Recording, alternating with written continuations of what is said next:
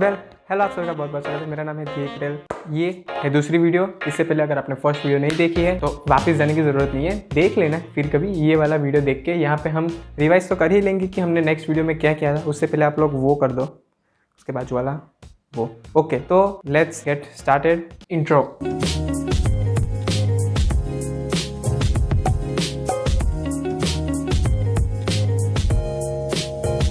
Hello. Okay, तो let's recall कि हमने क्या किया था। दोनों है मेरे पास। ओके, तो हमने तो सबसे पहले टर्बो सी को डाउनलोड किया था। फिर कुछ एग्जांपल्स देखे थे कि हमें कोडिंग कहाँ पे यूज़ हो सकती है, और शायद कुछ एग्जांपल्स भी लिए थे ना हमने, जैसे कि होम ऑटोमेशन, एआई वगैरह, और जो मैथमेटिक्स होती है उसमें भी हमें हेल्प करता है ऐसे।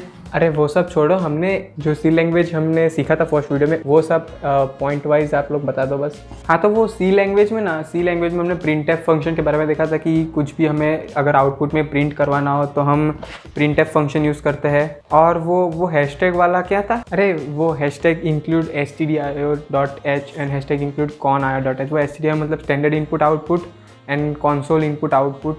वो दोनों ऐसे फंक्शंस होते हैं कि आई गेस उनको ऐड करना ही होता है। वो बस एक सिंपल सी रूल है सी लैंग्वेज में, उनको ऐड किए बिना print f, get, C H, C L, S C R जैसे फंक्शंस को यूज़ नहीं कर पाओगे। तो that was the basic things that we have learned I guess so फार।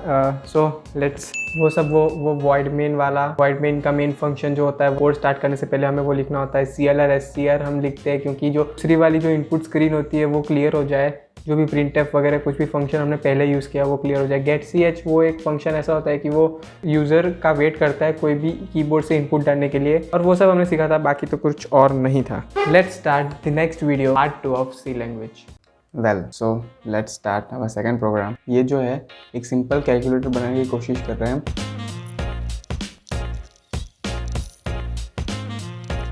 मैं एक चीज़ आप लोगों को पहले बता देता हूँ कि अगर ये जो आपका माउस है काम नहीं कर रहा है तो you can press insert button. अगर उससे ना हो then you have to press alter plus space bar. उससे यहाँ पे आप लोगों को रीपेंट डेस्कटॉप पे क्लिक करना है। आपका जो माउस है वो नहीं चल रहा होगा, इसलिए कीबोर्ड से alt space and then press R, तो उससे रीपेंट हो जाएगा और उससे आपका ये जो माउस वर्क शुरू हो जाएगा। Hashtag include stdio.h, hashtag include conio.h। Simple files हमने जो ऐड की थी वो करनी है, बाकी सब सेम रहेगा। वॉइड मेन वहीं का वहीं रहेगा क्योंकि वॉइड मेन के बिना ये चीज़ शुरू ही नहीं होगी, तुरंत एरर आ जाएगी। अगर हम वॉइड मेन निकल रहे हैं, एरर डिक्लेरेशन टर्मिनेटेड इनकरेक्टली। यहाँ पे जो डिक्लेरेशन होना चाहिए, मतलब कि ये आपने क्या लिखा है, कहाँ से आया है, वो है वॉइड मेन। डिक्लेरेशन इनकरेक्ट नहीं आएगा। अब हम यहाँ पे डिफाइन कर रहे हैं integer A B C and then semicolon. हमने 3 ही इंटीजर लिए है इसलिए मैंने 3 इनपुट किए। अगर मैं A B C D E F G मैं जितने चाहूँ उतने इनपुट में ले सकता। आप इसमें अपने हिसाब से वैल्यूज इनपुट करें और ट्राई करना, क्योंकि वो एक बेटर ऑप्शन रहेगा। कि ये जो मैंने C L R S C R लिखा है वो मैं यहाँ पे नीचे लिख रहा हूँ, तो ये कंप्लीट रन हो रहा है। अल्ट F9, ये जो कंपाइल हो रहा है वो कंप्लीट हो रहा है।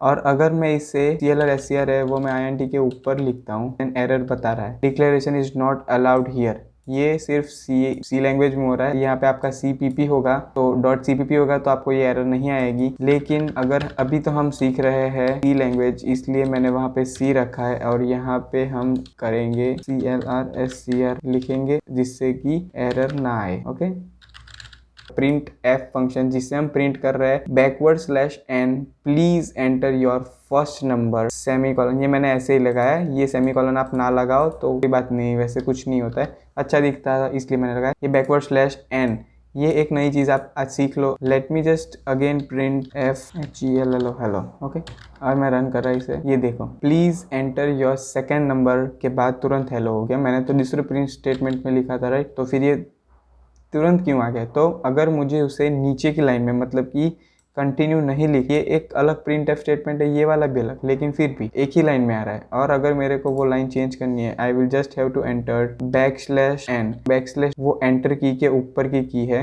ये जो प्रिंट एफ में \n लिखा उसका आप लोगों को भी पता चल जाएगा। ये देखो, जो हेलो है वो नीचे प्रिंट होके आया है, ऊपर नहीं आया है। int का मीनिंग इंटीजर हम ले रहे हैं, इंटीजर की जगह पे मैं फ्लोट ले सकता हूँ। इंटीजर वो है जो वैल्यूज लेगा विदाउट पॉइंट, मतलब कि 8.21 कुछ भी होगा तो वो 8 ही कंसीडर करेगा, 20.21 खा जाएगा, वो नहीं कंसीडर करेगा। फ्लोट जो होता है वो फ्लोट पॉइंट की वैल्यूज कंसीडर करता है। So I have just taken a simple example, that's why I have taken int integer not float. ये सेमीकोलन कंपलसरी है, सेमीकोलन लगाना भूल गए तो फिर खत्म। और ये दो कोटेशन, राइट। scanf एक ऐसा फंक्शन है जो आप लोगों को मदद करेगा यूजर से इनपुट लेने के लिए। ये बेसिक, एकदम बेसिक सिंपल लैंग्वेज में बता रहा हूँ। मैं printf करूंगा तो क्या कि मैं कोड लिख रहा हूँ, उसने जो वैल्यूज अंदर इनपुट किए उसी के आंसर्स मिलेंगे ना। ये scanf फंक्शन ये काम करता है कि यूजर से इनपुट लेता है। जैसे ही मैं इसे रन करता हूँ, he will ask me please enter your first number, है ना, हमें वैल्यू एंटर करनी है। तो जैसे मैंने वैल्यू एंटर कर दी, फिर मैंने वैसे का वैसा दूसरे नंबर के लिए किया है। ऐसा मत समझना कि ये printf में मैंने please enter your first number लिखा है तो इसकी वजह से मैं अपने नंबर को एंटर कर, नो,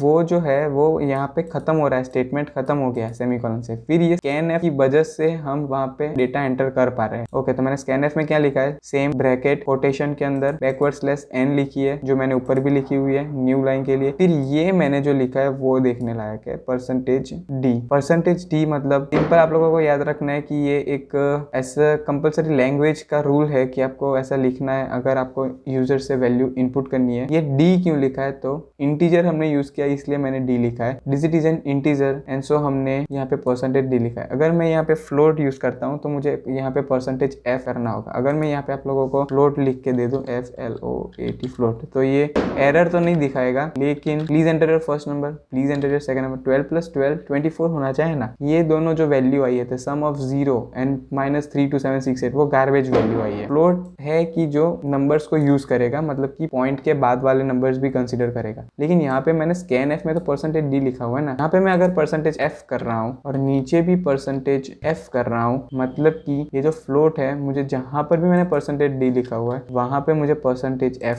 करना होगा, वरना वो एक गार्बेज वैल्यू, एरर नहीं देगा, गार्बेज वैल्यू दे देगा सिर्फ 12 देख रहे हो। ये देखो, ये पहले नहीं आ रहा था, 0.0000। ये डेसिमल वैल्यू क्यों आ रही, क्योंकि हमने यहाँ पे फ्लोट लिखा है। फिर मैंने दिया है वो कोटेशन खत्म, वहां पे ये बात खत्म हो रही है कि %n एंड %f। अब ये जो %f है वो हमने a हमने लिखा हुआ है, तो जो ये एंड है, एंड, उसे हम %, कहते हैं %a। ये मैंने कॉमा करके %a लिखा है। ऐसा क्यों लिखा, क्योंकि ये जो हम वैल्यू इनपुट करेगा, जो भी जो यूजर है वो वैल्यू इनपुट करेगा %f, वो ये जो %a है, ये जो इतनी मेमोरी है, ये उतनी मेमोरी वो एक नंबर को दे देता है। यहाँ पे हमने ऊपर जो 3 फ्लोट लिए हुए हैं, उसमें से जो a वाला जो हम नंबर सिलेक्ट करने वाले हैं, उसको वो एक पर्टिकुलर मेमोरी दे देगा। वो उसका एड्रेस ये होगा %a। आप जो चाहते हो कि ये जो first, please enter your first number, उसमें ये जो यूजर इनपुट करे a b c में से कौन सा वाला नंबर वो इनपुट करे।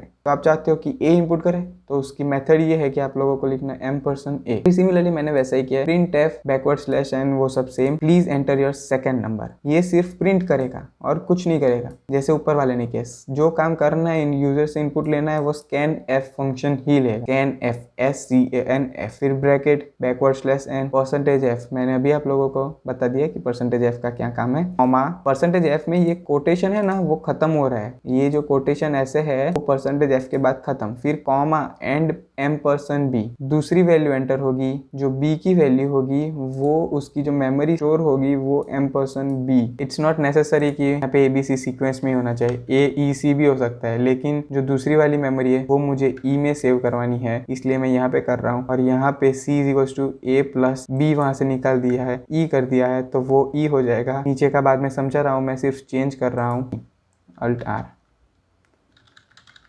हो गया।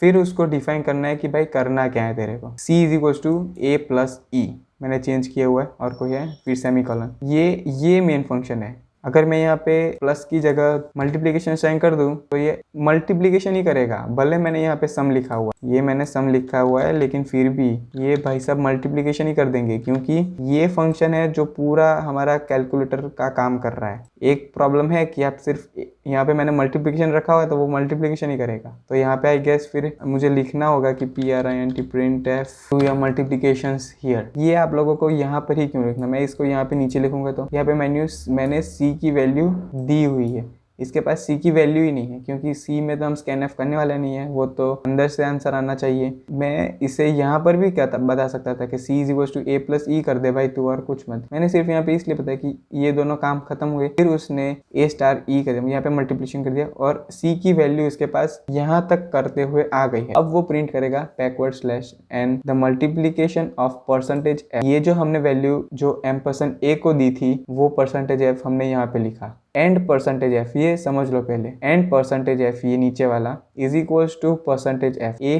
B A E N C. ये तीन वैल्यू, ये कोटेशन खत्म होता है फिर कॉमा लगाना है, दूसरा स्टेटमेंट चालू हो रहा है, इसलिए यहाँ पे कॉमा आएगा। कॉमा नहीं आएगा तो एरर आएगा। और एरर में क्या आएगा, फंक्शन कॉल मिसिंग। कॉमा मतलब फंक्शन वहाँ पे खत्म हो रहा है लेकिन दूसरा स्टार्ट हो रहा है। अब जो ए है वो इसको मिलेगा परसेंटेज एफ को, यहाँ पे जो हमने ए में वैल्यू स्टोर की थी, जो दूसरा यूजर करेगा उसने परसेंटेज एफ में जो स्टोर की थी वो परसेंटेज एफ हमने यहाँ पे लिखा, और कॉमा के बाद जो सबसे पहला ए है वो जाएगा सबसे पहले एफ के पास। सिंपल, सबसे पहला ए सबसे पहले वाले परसेंटेज एफ के साथ, दूसरा वाला ई दूसरे वाले परसेंटेज एफ के साथ, और ये जो थर्ड में लिखूंगा वो थर्ड के साथ जाएंगे। इसमें कुछ नहीं कर सकता, ये तो multiplication of percentage F and percentage F equals to percentage F. यहाँ पे वैल्यू चेंज हो जाएगी, परसेंटेज एफ लिख के नहीं आएगा। मैं यहाँ पे अगर ये जो ऑर्डर है वो चेंज कर रहा हूँ, ए सी एंड ई कर रहा हूँ, तो आप लोग देख लो खुद ही क्या हो रहा है। 12 मल्टीप्लिकेशन ऑफ 12 एंड 144 इज 12। कुछ भी, इसलिए सबसे पहले वाले f की जगह पे मुझे a की वैल्यू चाहिए, दूसरे वाले f की जगह पे मुझे e की वैल्यू चाहिए, और जो तीसरा वाला f लास्ट में है वहाँ पे मुझे c की वैल्यू चाहिए। तो कॉमा सी, अब कंप्लीट होगा run. 12 plus into 12 is equal to 144, खत्म। सिंपल मल्टीप्लिकेशन का कैलकुलेटर बना दिया है। इसमें आप बहुत सारे कर सकते हो, मैं नीचे आप लोगों को एग्जांपल दे दूंगा कि मैंने कौन कौन से टाइप किए हुए। ओके, जैसे आप लोग रन करोगे do your multiplication here, please enter your first number, तो 144 14 2016 तुरंत आंसर आ गया है।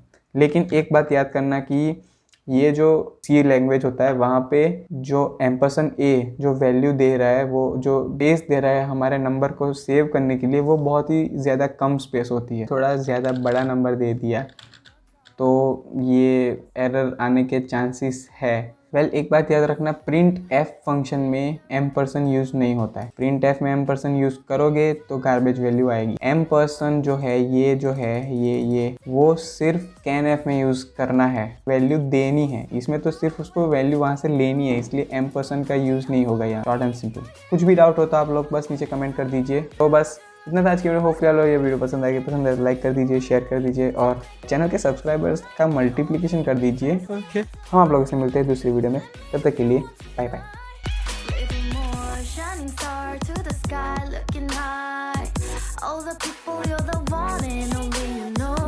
Want to be with you, call my name, love, ooh, somebody else, and then